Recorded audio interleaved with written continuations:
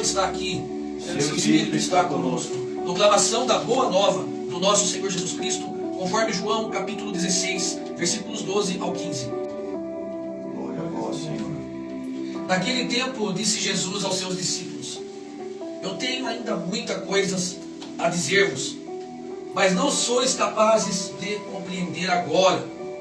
Quando, porém, vier o Espírito da verdade, ele vos conduzirá à plena verdade, pois ele não falará por si mesmo, mas dirá tudo o que tiver ouvido, e até as coisas futuras vos anunciará. Ele me glorificará, porque receberá do que é meu e vô-lo anunciará. Tudo o que o Pai possui é meu, por isso disse que o que ele receberá e vos anunciará é meu.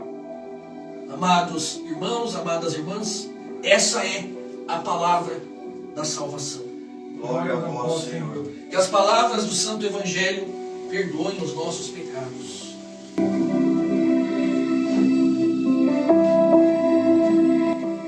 Então terminamos o tempo pascal e celebramos Pentecostes. E nesse primeiro domingo depois de Pentecostes, nós celebramos a festa da Santíssima Trindade. E não são três deuses. E também não é um Deus se manifestando de jeitos diferentes, né? Essa foi a heresia do século IV, a heresia de Ario, né? O arianismo, né? Que dizia o seguinte, que na verdade é um Deus só, né? E quando ele criou o universo, ele se manifestou como Criador. Aí depois ele se fez homem, né? E daí ele se manifestou como Salvador. Daí quando ele voltou para o céu, né? Para a matéria, né? Ele se manifestou agora em espírito, né? E de certa forma essa heresia de Ario, né? Ainda é seguido por vários grupos, né? Que a gente conhece por aí, né? Eu não vou citar nomes aqui também para não, né? Mas vários grupos que às vezes até se dizem cristãos, né? Eles pregam essa heresia. Na verdade são três pessoas, né? Mas o que é isso? Então, mas como que pode ser três pessoas e ter uma mesma essência, ser um só, né? O povo judeu não é capaz de entender isso. E nem nós cristãos somos capazes de entender isso, né? Diz um acontecimento de Tomás de Aquino, um dos maiores, vamos dizer assim, teólogos e místicos, né, que nós tivemos na igreja. Tomás de Aquino teve uma experiência, diz que ele estava na praia, ele estava meditando sobre o mistério da Santíssima Trindade, procurando entender, rezando, orando, pedindo fervorosamente a Deus a graça de entender o mistério da Santíssima Trindade. E daí ele viu um menininho, né, um menininho pegando água do mar e colocando num buraquinho. Ele ia lá no mar, pegava o baldinho pequenininho dele, vinha e colocava no buraquinho de água. E daí ele diz que ele perguntou para o menino: ei, o que você está querendo fazer, né? Você estou querendo colocar a água do mar aqui nesse buraco. Aí o Tomás falou assim: isso é impossível, né? Olha o tamanho do mar, olha o tamanho do balde, olha o tamanho do buraco que se encher, né? Aí o menininho virou para ele, e aí ele entendeu que não era um menino, era uma manifestação de Deus, era uma teoria, né? Virou para ele e disse, né? Assim também, né? Como você pode colocar o grande oceano de Deus dentro da sua cabeça, né? E o menininho desapareceu, que era uma manifestação de Deus. Então daí, mistério a gente não se entende. Mistério, primeiramente a gente crê. Primeiramente no mistério a gente crê. Em segundo momento, o mistério a gente vive. Por isso que a gente vem para a celebração eucarística, a gente comunga do corpo e sangue de Cristo. Mas é o corpo e sangue de Cristo? Minha cabeça não é capaz de entender. É mistério de fé. Primeiramente a gente crê. Depois a gente vive. Depois a gente começa a ter alguma noção. Assim também é o mistério da Santíssima Trindade. Como eu vou explicar em termos humanos, em linguagem humana, que Deus Pai, Ele não é o Filho e não é o Espírito Santo? Deus Filho, ele não é o Deus Pai e não é o Deus Espírito Santo. Que o Deus Espírito Santo não é o Deus Pai e não é o Deus Filho. Que são três pessoas distintas. Que são três pessoas indivisas, que possuem a mesma essência. Como que eu vou explicar isso? Eu creio, né? Graças a Deus, os primeiros concílios da igreja definiram dessa forma, né? Mas porque eles quiseram definir, porque deu na teia deles, eram bons filósofos, eram pessoas que então colocaram essas palavras assim, e todo mundo acredita. Não, isso é bíblico, né? Nós vamos ter evidências no Evangelho, né? No Evangelho de São João, por exemplo, quando Jesus fala assim, quando Natanael fala para ele, Jesus, mostra-nos o Pai, isso nos basta, né? E Jesus olha para Natanael e fala assim, vocês estão comigo há tanto tempo, ainda não viram o Pai. Quem me viu, viu o Pai. Então Jesus, ele revela isso. Quem olha para mim, enxerga o Pai. Nós temos evidência, né, em 2 Coríntios capítulo 13, versículo 13, por exemplo, que ficou conhecido em vários círculos cristãos e até parte da sua liturgia como a bênção apostólica, né? O que está escrito lá em 2 Coríntios 13, 13, né? Paulo saudando a comunidade, abençoando a comunidade, de que forma? Né? A graça do nosso Senhor Jesus Cristo, o amor de Deus e a comunhão do Espírito Santo. Ali trocaram consolações do Espírito, mas é a comunhão do Espírito, estejam convosco. E nós trazemos isso na liturgia até hoje, na nossa liturgia e outras liturgias também, as liturgias reformadas, luteranas, né? Até mesmo nas liturgias mais próximas, mais perto das Assembleias de Deus, por exemplo, encerram o seu culto com a bênção apostólica. E está na Sagrada Escritura, né? A evidência de três pessoas e um só Deus, né? A graça do Senhor Jesus Cristo, o amor do Pai e a comunhão do Espírito Santo. A própria fórmula do batismo, Leandro, Pedro, você que está em casa acompanhando, a própria fórmula do batismo, ide por todo mundo, Marcos 16, né? Ide por todo mundo e pregar o Evangelho a toda criatura, façam de todas as pessoas discípulas. Como? Batizando-as em nome, e preste bem atenção, não sei se você já prestou atenção, você que está em casa já prestou atenção, batizando em nome do Pai, do Filho e do Espírito Santo. Vou repetir, não está escrito lá, batizando nos nomes do Pai, do Filho e do Espírito Santo. A palavra nome está no singular, não está no plural. Olha que revelação profunda nesse versículo de Mateus capítulo 16. Vocês vão batizá-los em nome. O nome é um só. Quando nós chegamos na nossa celebração e falamos, nós estamos reunidos em nome do Pai, do Filho e do Espírito. Não são três nomes, porque é uma só pessoa, é uma só essência, é um só nome. E o nome na Escritura significa isso, essência, pessoa. O nome na Sagrada Escritura significa a essência, o conteúdo que a pessoa tem lá dentro. Isso é o nome. Então, quando nós estamos em nome do Pai, nós estamos nessa essência, nós estamos nesse único ser, nós estamos entrando no grande oceano de Deus. Um Deus que é Pai, que é Filho e que é Espírito Santo. Mas Deus não se revelou no Antigo Testamento comum. Nós temos Deuteronômio capítulo 6, versículo 4, né? Onde até hoje os judeus fazem como a oração matinal deles, né? Que em hebraico se diz Shema Israel Adonai Eloheinu Adonai Echad. E essa palavra Echad, que significa um. Mas esse um do Echad, até os judeus vão admitir isso. Você pode, e isso eu fiz, conversei com judeus ao longo da minha vida, conheci judeus, conheci até rabinos, você pode conversar com eles. Essa palavra que nós traduzimos por ou único Deus, ou único, ou um, que é a palavra errado, não é uma palavra isolada no número 1. Vou tentar me fazer entender melhor.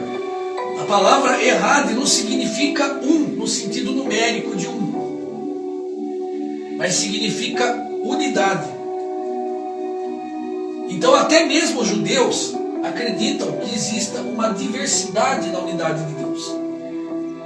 É claro que mais próximo daquilo que nós falamos no começo da heresia diário, né? Manifestações de Deus. Mas o fato é que essa palavra errado, como unidade, já traz para nós o que? Uma ideia de uma unidade numa diversidade. Deus, ele é um, mas ele se manifesta numa diversidade. E não somente se manifesta, mas ele é diversidade. Deus Pai é Deus Pai. Deus Filho é Deus Filho. E Deus Espírito Santo é Deus Espírito Santo. O Pai criou todas as coisas.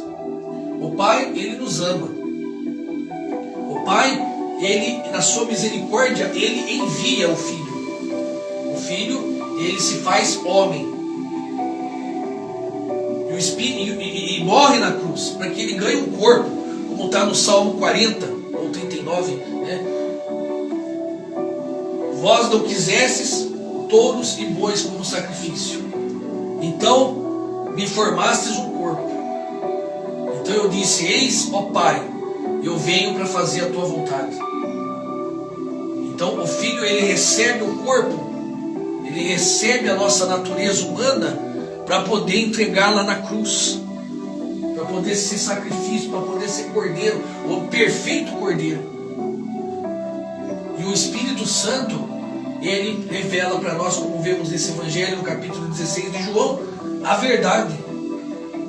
E o que é a verdade? É a própria presença de Deus. Uma verdade que nós não vamos entender com a nossa cabeça humana. Uma verdade que nós vamos crer e nós vamos viver. Nós vamos experimentar. O Espírito Santo, ele também, como nessa segunda leitura que nós lemos de Romanos, derrama o amor de Deus em nossos corações. É por meio do Espírito Santo que é derramado nos nossos corações o amor de Deus. E nós nos podemos então nos sentir amados por Deus e nos amar uns aos outros. Não com o nosso amor humano. Porque o nosso amor humano, filantrópico, muitas vezes ele é egoísta. O nosso amor humano, filantrópico, muitas vezes ele não exalta a Deus. O nosso amor humano filantrópico muitas vezes exalta o ser humano como oposição a Deus. Olha aí esse povo da fé, não faz nada, a gente faz. E assim por diante. E às vezes estão certo. Porque se o Espírito Santo tivesse já derramado em nós o amor de Deus, as nossas igrejas seriam mais solidárias. Devemos tomar cuidado com filantropia. Evangelho não é filantropia. Evangelho é vida. Evangelho é poder de Deus para a salvação. Evangelho é graça de Deus. Evangelho é a presença de Deus, que nos impulsiona a manifestar o reino de Deus no mundo.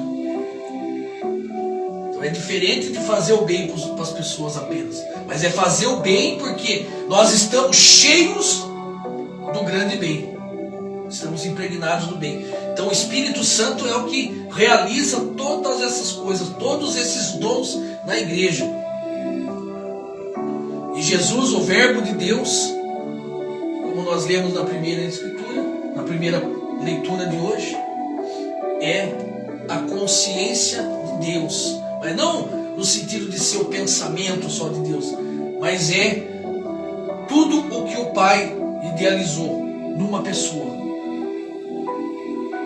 Jesus, quando ele teve em carne, ele revelou para o ser humano o que é ser gente de verdade. O que o Pai esperava de nós como humanidade. Olhando para Jesus, a gente aprende a ser um ser humano de verdade, do jeito que Deus sonhou, a imagem e semelhança de Deus, com amor. Então nós temos essa festa aqui para celebrar esse mistério da presença de Deus no nosso meio, do Deus Pai, do Deus Filho e do Deus Espírito Santo. E nós precisamos fazer essa nossa confissão de fé nesse Deus único, nesse Deus verdadeiro, nesse Deus que nos criou e nos ama, nesse Filho que nos salvou e nos redimiu, e nesse Espírito Santo que nos santifica. Hoje é um dia de nós tomarmos uma atitude. Eu creio de fato na Santíssima Trindade. A Santíssima Trindade realmente está na minha vida. E quais são as consequências? E eu vou encerrando nessa terceira colocação. Quais são as consequências de se crer na Trindade? Quando a gente olha para a Santíssima Trindade, a gente vê o modelo perfeito de comunidade, Pedro. E curiosamente estamos caminhando em três. A gente vê uma comunhão. O Pai está totalmente no Filho. O Filho está totalmente no Pai e no Espírito Santo. O Espírito Santo está totalmente no Filho e totalmente no Espírito Santo. É como se um vivesse dentro do outro. O que isso significa? Se nós caminharmos para essa perfeição de comunidade, não é simplesmente um entrosamento. E nós experimentamos isso no âmbito humano, né? Você tá lá, sobretudo quem faz arte sabe disso, né? Quem faz teatro, né? Aquela coisa de você olhar para a pessoa e a pessoa já saber o que você quer, né? Dentro de um casal, nós vivemos isso no âmbito humano, é um entrosamento. E já é uma fagulhinha desse relacionamento de Deus que nós precisamos viver. Mas Deus quer que a gente cresça mais ainda. De modo que aquilo que eu busco de Deus, a vontade de Deus para a minha vida, também está bem claro dentro do irmão. E os desejos, as pulsações do coração do Leandro são as mesmas que as minhas. Então, ele está vivendo dentro de mim, eu estou vivendo dentro dele. A mente dele, a mente do Pedro, o jeito do Pedro pensar, do Pedro agir, né? Não precisa mais ter uma liderança dizendo: seu mestre mandou levantar e todo mundo levanta, seu mestre mandou sentar e todo mundo senta. Por quê? Todo mundo está imbuído do mesmo propósito, está meio que encharcado desse propósito, e só consegue transbordar desse propósito de Deus. Todos nós estamos cheios do mesmo Espírito, não é isso que Paulo fala, e nós lemos a semana passada no Pentecostes. Todos nós somos batizados no mesmo Espírito. Então, se é o mesmo Espírito que está no Leandro, o mesmo Espírito que está no Pedro, é o mesmo Espírito que está lá no Bispo, lá em São Paulo, lá no Antônio Carlos, é o mesmo Espírito que está em mim, nós deveríamos viver um dentro do outro. Tem uma explicação muito bacana que a gente faz. O Leandro é músico, o Pedro é músico, eu sou músico também, talvez você seja músico na sua casa. Mas o que é um acorde? O que é um acorde? É um conjunto de notas, né? Nós temos aqui uma nota aqui, ó, Dó. Ela sozinha é bonita também, né? Nós temos Dó aqui também, ó. Olha que somzão bonito. Mas se eu coloco um Mi aqui, ó, é um som diferente, mas junto fica muito bacana. Eu ponho outro Dó aqui. Olha que lindo, 2 Dós, um mais baixo e uma oitava mais acima, né? Olha que beleza. Aí eu juntei aqui, ó, Mi, Dó, eu tenho um Sol também. Ora, o Sol não é Dó, Sol é Sol. Ora, Mi não é Dó, Mi é Mi. Mi sozinho, isso aqui, ó, ou isso aqui, é diferente. Eu tenho o Mi aqui embaixo também, olha que coisa linda. Aí a gente chama, a gente não é exclusivista, a gente é uma igreja inclusiva, não no sentido de acolher o pecado, de acolher coisa errada, mas acolher a pessoa que Deus quer salvar, que Deus quer transformar. Aí a gente chama um ré para esse acorde, a gente tem um dó com nona. Olha que coisa linda. Eu chamei o ré para fazer parte dessa turma aqui, ó. Ficou uma coisa bonita, harmoniosa. Então a Santíssima Trindade e a nossa comunidade, ela tem que ser assim, ó, harmoniosa. Dó é dó, não é sol, não é mi, não é ré, mas esse todo junto forma uma coisa muito bonita, né? É isso que eu quero dizer, quando um vivendo dentro do outro. Porque o que acontece? Quando a gente mistura tudo junto aqui, ó, a gente não consegue mais distinguir quem é dó, quem é sol, quem é ré, quem é mi. Está tudo junto e misturado, como diz o povo. E é a coisa mais linda do mundo. Assim é Deus. Assim é Deus. Deus, o Pai não é o Filho não é o Espírito Santo e nem o Pai, mas são um. E a consequência da nossa comunidade é ser assim. Nós temos uma unidade na diversidade, né? O Pedro toca, canta, o Leandro faz as leituras aqui, né? O Leandro também está ajudando lá também na credência, né? O reverendo ele prega, o reverendo ele reza, mas para frente nós vamos ter outras atividades, porque nós vamos... Isso aqui é um núcleo, meu irmão, né? Nós estamos crescendo aqui, nós estamos sendo formados aqui e vamos ter formações, né? Vamos avançar para frente, vamos caminhar sempre para frente. E nós vamos descobrir outros dons ao longo do caminho, ao longo do percurso. Mais para frente, talvez o Pedro esteja dando formação aqui, o Leandro esteja dando formação aqui. Talvez você está na sua casa e falar, mas eu estou de boa aqui, eu também, você também. Amanhã você pode estar aqui até como reverendo. Como reverendo aqui, né? O reverendo deles pegar, sair daqui para outra comunidade e formar lá. E você fica aqui mantendo e formando o povo de Deus aqui. O reino de Deus funciona assim. E mesmo entre os reverendos, um tem voz bonita para cantar e canta, né? Uns têm um jeito mais profundo de pregar e de ensinar, outro já é meio palhaço para ensinar, outro é tudo isso ao mesmo tempo, uma confusão, a gente nunca sabe quando que o reverendo está sério, quando que ele está brincalhão, parece meio bipolar, né? O outro reverendo tem o dom de fazer obras sociais, né? O fato é que dó é dó, ré é ré, sol é sol, mas tudo junto forma uma harmonia. Então a consequência da nossa fé na Trindade é a gente viver em acordo. Jesus não disse isso? Se dois de vós entrarem de acordo sobre qualquer coisa que vocês queiram, isso vos será concedido. Mateus capítulo 16, versículo 17 e 18. Qualquer coisa, Mateus 18, aliás, 19 e 20.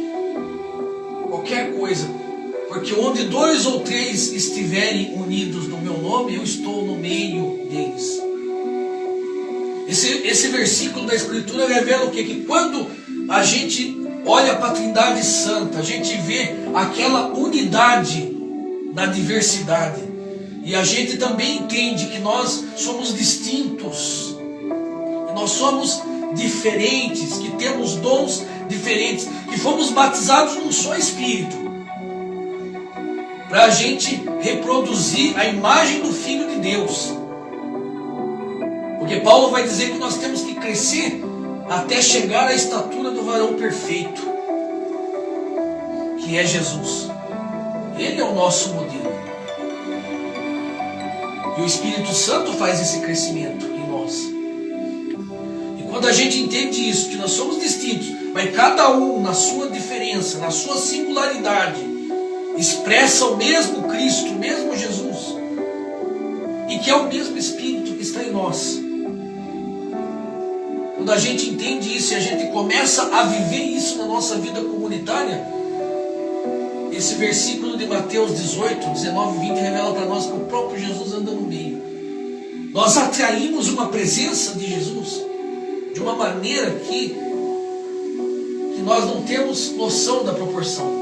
Tanto é que na igreja primitiva, né, olhavam para os primeiros cristãos e diziam: são seguidores de Jesus. Foram chamados cristãos por quê? Porque reconheceram neles os pequenos cristos. Olha lá, seguidor do Cristo. Eles não porque alguém apresentou uma credencial, tirou do bolsinho: eu sou membro da igreja tal, né? Eu sou reverendo. Não foi por credencial que conheceram eles como cristãos, como outros cristos. Não foi porque alguém estufou, peito cheio de ego, e diga assim: eu sou cristão. Não foi assim. Eles olhavam para os primeiros cristãos e falavam assim: vede como eles se amam. Por que tinha tanto amor assim na igreja primitiva? Porque aquilo que Paulo falava, não buscavam seus próprios interesses, mas o interesse do próximo. Porque cada um estava vivendo dentro do outro, já não estava vivendo a própria vida mais, estava vivendo a vida do outro. Sim, existe um único lugar, um único momento que você tem que se preocupar com a vida do outro, com prudência, com sabedoria e com discernimento, porque também, né, mas é na vida comunitária. É na vida comunitária. Se nós vivemos numa vida comunitária, não é só a república, né? A república de estudante, né? Cada um entra, sai e faz o que quer. Não. É uma comunidade. Nessa comunidade nós somos irmanados, nós somos harmonizados uns com os outros. Nesse propósito do Evangelho. Então essa é uma segunda consequência. A primeira consequência, nós passamos a viver juntos, porque nós conhecemos um Deus que é triuno. Segunda consequência, nós passamos a viver irmanados, nós passamos a viver em comum, um vivendo dentro do outro. E a terceira consequência, então, para a gente encerrar, a gente começa a entender, a experimentar e a receber e acolher a diversidade. Nós vivemos uma unidade na diversidade. Ninguém precisa ser igual a ninguém. Você não precisa ser igual a ninguém. A obra que Deus dá para você fazer é para você fazer. Mas não é para fazer isolado. É para fazer junto. Ah, mas o outro é diferente de mim. A obra que Deus deu para o outro é do outro, para o outro fazer. E é tão perfeito que se encaixa. É tão perfeito que sai bonito. Mas é diferente, reverendo? É diferente.